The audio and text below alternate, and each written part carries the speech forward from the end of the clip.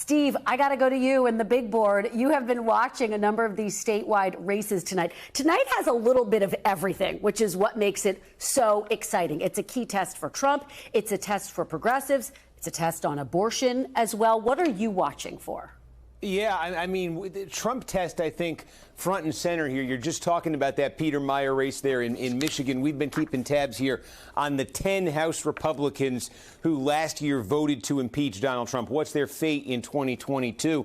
You can see as you start to tick through the primary season this year, a number of them just opted to retire and not even run again, not even face Republican primary voters. So far, before today, there are 2 who had voted to impeach Trump, who ended up facing Republican primary voters. Notably, David Valadao in California got through that top 2 primary in California and into the general election. Tom Rice in South Carolina did not get through his primary. He was trounced. A key difference between those 2 outcomes, Donald Trump weighed in the Rice race. He endorsed Rice's opponent. Rice's opponent won. Donald Trump stayed out of the David Valadao race in California. Valadao survived that primary. So I think when you take a look at today's races, whether it's Meyer in Western Michigan or you've got Jamie Herrera Butler and Dan Newhouse both out in Washington State, you've got 3 up today, 3 Republicans who voted to impeach facing primary electorates today. Trump has weighed in all 3 of those races. So it puts it more, at least on paper,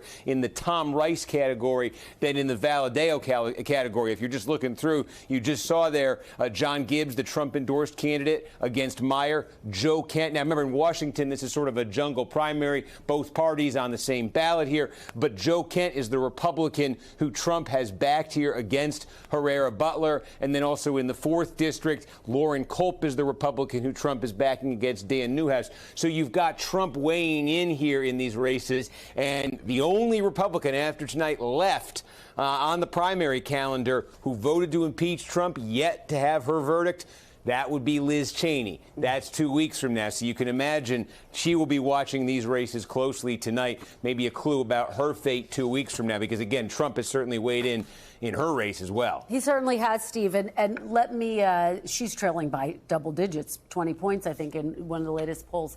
Steve, let me just do a quick follow-up with you, because it's not insignificant, right, that the races in Washington state, as you say, are open. It's the top 2 vote getters. These are nonpartisan primaries. So does that change the dynamic potentially?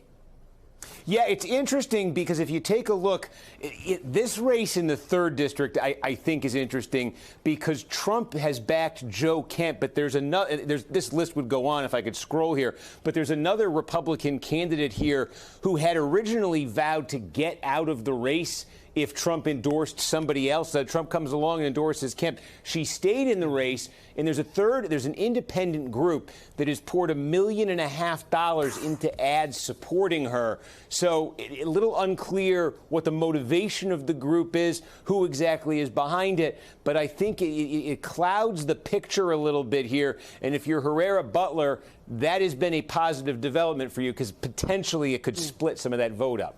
Oh, that is interesting. And we're going to be up late watching all of this. Steve Kornacki, thank you so much for setting the stakes for tonight. Really appreciate it. Good to see you. Thanks for watching our YouTube channel. Follow today's top stories and breaking news by downloading the NBC News app.